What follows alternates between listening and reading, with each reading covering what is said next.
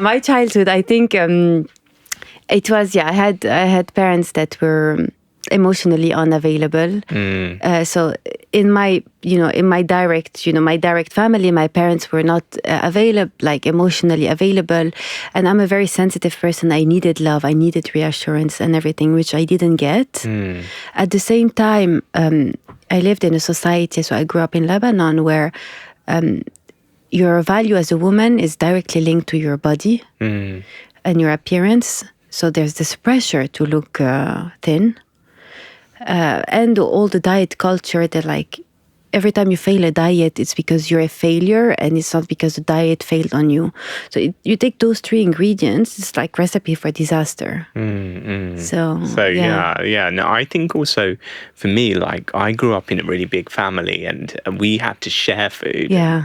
And, I actually do enjoy sharing food, but I know some people, they always say you could go either way. You could, once you become an adult, you could go into binge eating or you could go into restrictive eating. And, you have associations with, oh, that food was a treat, but now I'm going to treat myself all the time. Yeah. Yeah. And it all comes from the mindset of scarcity or abundance. If you share because there's so much abundance of food I want to share, then I don't think the likelihood that you will have binge eating disorder or it's low. If you share because food is so scarce, there's not enough.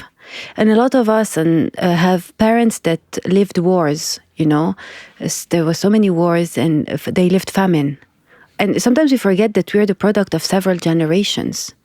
And it comes down to us. And I think many of us, we have this mindset of scarcity, even for jobs, there's not enough jobs for everyone. There's not enough food for everyone. Success. If I want to succeed, I need to put someone else down because there's not enough, But in reality... Yeah, it's the opposite. Yeah, of course. I think also it's interesting, in terms of, as you said, the abundant food and consumerism and kind of processed food, people talk about America, where they have so much food and so much abundance, but then they also have great obesity issues. Yeah, this also, again, I love your questions because they are so all the topics that, so there is this, if you want, I don't know if it's not a diet, it's called the intuitive diet, where you follow your body and your body will tell you to stop. So you come from this place of abundance. But also at the same time, discussing with experts, endocrinologists and everything, they say that some foods that are man-made, they're designed to make us addicted, to release dopamine and serotonin and all the happy hormones and reward hormones in our brain. So these, if you want, they override the whole system, the processed food. So for our listeners, things that are very high in sugar and very high in processed fat, and the combination of fat and sugar together and all the additives, they will generate false hunger, if you want. And not actually satisfy. Yeah.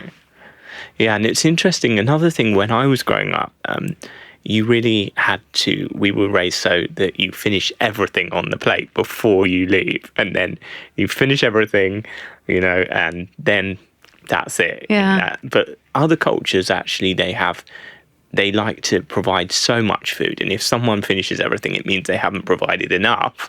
So there are cultural differences in that way as well. But I think kind of, again, dissociating that when you get older and thinking, okay, I don't have to finish every single thing on my plate just because it's there. Yeah, it's called the Finish Your Plate Club or something. There's a club. There's always a club about everything. Yeah, definitely. Very cultural. Also in Lebanon, it's like this. You have to finish because also it shows that, you appreciate it. And it's actually one of the intuitive, the person that invented the intuitive diet, she said something I loved it. She said, thinking you're not the boss of me. There's no one that's the boss of me that's going to tell me if I'm hungry or not, if I need to finish. Whether it's the diet culture or someone, or even if your listeners, they have kids, sometimes we forget that we are, as humans, we're born with this capacity to know if we're hungry or not. Sometimes the parents, they, again, without judgment, we're all trying to do our best here. But just always remember that as humans, you have this innate ability to know when you're hungry and when you're full. Yeah. And I think now, obviously, there's kind of fasting has become more popular, and actually, you don't have to feel full all the time. Yeah. There was a feeling before that people felt, oh, I'm hungry, now I have to eat, and I should never feel that feeling. But now people are becoming more used to the idea that we would have naturally, being in nature, and we would have not always had abundant food. Yeah. And I guess we're definitely, if you want, overfed as a society.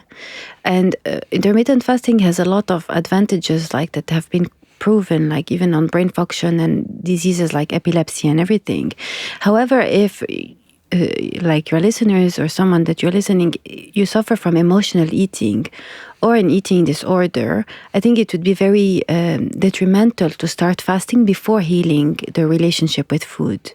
So if you take a stepwise approach, for step one is to heal your relationship with food. Once you feel strong, then you can start to, add the next layer. Yeah. So how would you recommend for someone to kind of deal with emotional eating?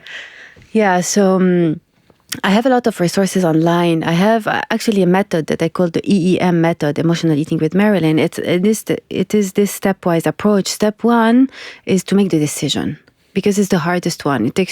I think it takes 10 years and 1 second, And so just make the decision, and then you decide, okay, I'm going to heal my relationship with myself and my childhood.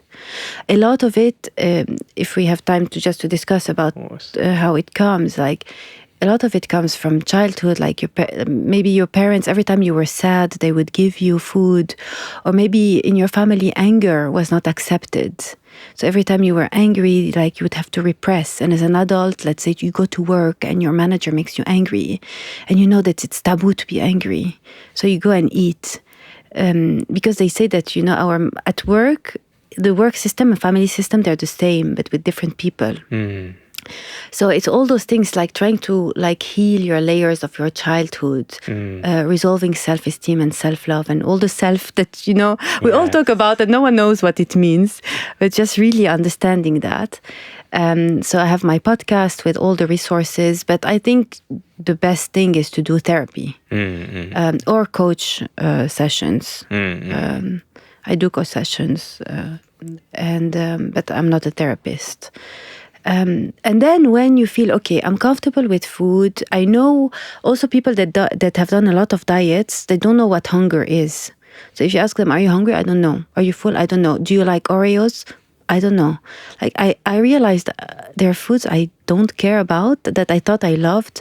So the next step after the therapy and everything is to, okay, know when I'm hungry, know when I'm food, all of those things. And then last step, if I want to really refine, my eating behaviors, my, my eating behaviors, fasting and everything.